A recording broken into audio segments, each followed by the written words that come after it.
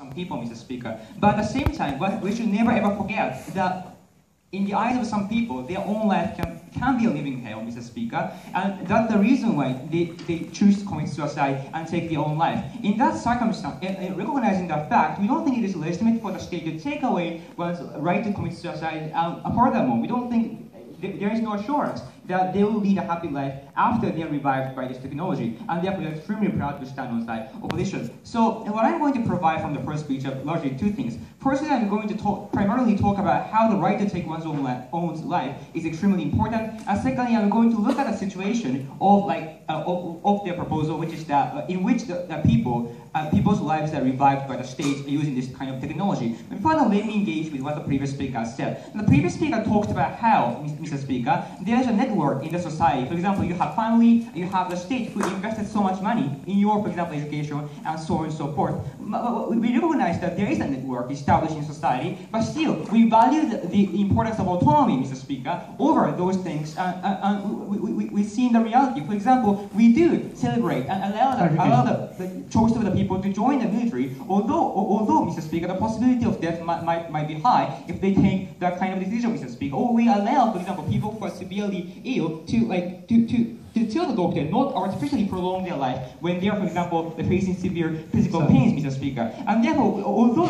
there might be value of network, we do respect autonomy more than those value of network already we see in the status quo. Furthermore, we accept that the state has invested, but still, for example, we allow people to opt out of, for example, their community and country, despite the fact that government in those country and community have invested in them throughout their education and so on. And therefore, we see that the value they talked about is, Mr. Speaker, not superior to the value of autonomy, which I'm going to further explain in my substantive, Mr. Speaker. And they also talked about how the people who have surrounded them have failed to realize and stop the choice of taking one's own life. That might be the case, but why it is legitimate? Because of the fault of the surrounding people, Mr. Speaker. They are denying or harming the right of that person's right to end their life, Mr. Speaker.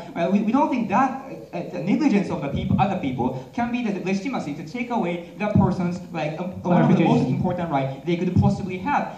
Secondly, he talked about how, Mr. Speaker, there are other ways to opt out of this intolerable plight. For example, in the case of bullying, for example, working environment. Firstly, it is important to recognize the right to commit suicide, choice to commit suicide is never an easy choice, Mr. Speaker. Or it is not even logical, but purely intuitive that death is something scary, because you can never imagine where you are going or what is awaiting you if you choose to take your own life, Mr. Speaker. Given the circumstance, they are not only committing suicide in most circumstances because they are having depression right now at this moment, Mr. Speaker. Rather, because they have confidence that this kind of plight is going to continue, they will go through medical, for example, mental depression and so on. They take that decision, Mr. Speaker, and therefore it is reasonable to assume that other way out have been tried to consider it, but they feel that those things are insufficient. That's the reason why they commit suicide. And therefore, it is too optimistic for them to say other things can solve, more of a structural change is going to happen somewhere and in the near future. And therefore, we don't think their point stands. Moving on to my substantive, not at this moment.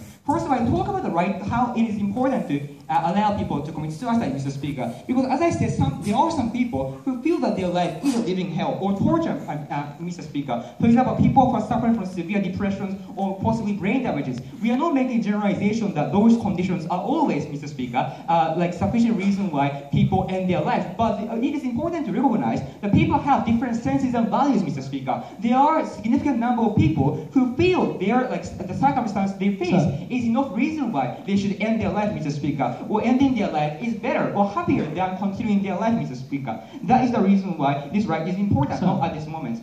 The same way we allow, for example, we allow people to opt out of the places where they live, Mr. Speaker. That if they feel their current circumstance does not match their definition of happiness, we always allow people to opt out, because people cannot choose their circumstance, people cannot choose the environment they live in, and therefore it is unfair for the government to lock them in to the circumstances where they are now or where they have gone into, and therefore that's the reason why opting out of life is one of the important choices, Mr. Speaker. We say, furthermore, that there's no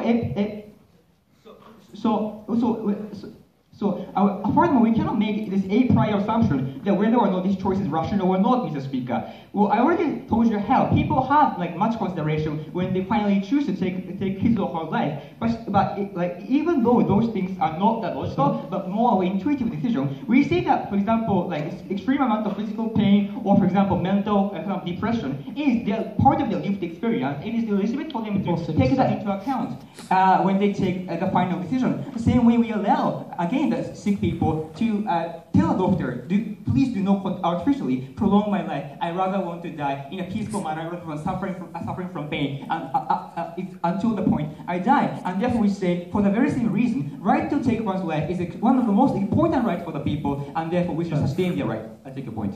If you saw somebody trying to jump off a building, would you try and stop them? If those people, we say it is reasonable to assume that people have had much considerations. But for example, if they're facing, like as I said, severe conditions, for example, possibly mental depressions, or for example, brain damages, we say it is illegitimate to stop them because the state can never adjudicate their circumstances. That person who are trying to jumping off to take his life is best placed to decide whether or not his life is worth living or not, and that is the response of the POI. We see that choice as legitimate one. We think that is entirely reasonable. So let's take a look at what's going to happen under their proposal. First of all, in principle, they are going to deny the decision to end one's life. We think that is principally problematic. But in more practical sense, Mr. Speaker, it is too optimistic for them to say they are going to lead a happier life by solving the problem. Because not just they are going to continually suffer from the conditions which made them to decide to commit suicide in the first place, but moreover, they feel the state denied their choice, Mr. Speaker. The state has taken them back from death, although they chose to opt out of their life because they have suffered so much, and therefore they feel, Mr. Speaker, that the state, or for example, the surrounding people, family, Mr. Speaker, whose desire deny their choice that took them from the death to life, and therefore they are going to feel that kind of even more, Mr. Speaker, suffering because the other people have denied their important choice, and therefore that will add to their suffering, Mr. Speaker. Therefore they are going to suffer even more because of that feeling. We never, for example, forcibly bring back the people who sought refuge to another place, Mr. Speaker. For example, after facing political persecution and so on. We say the very same harm is going to occur under their proposal, and therefore we think that's simply unjust. For those rules of reasons, we are extremely proud of those.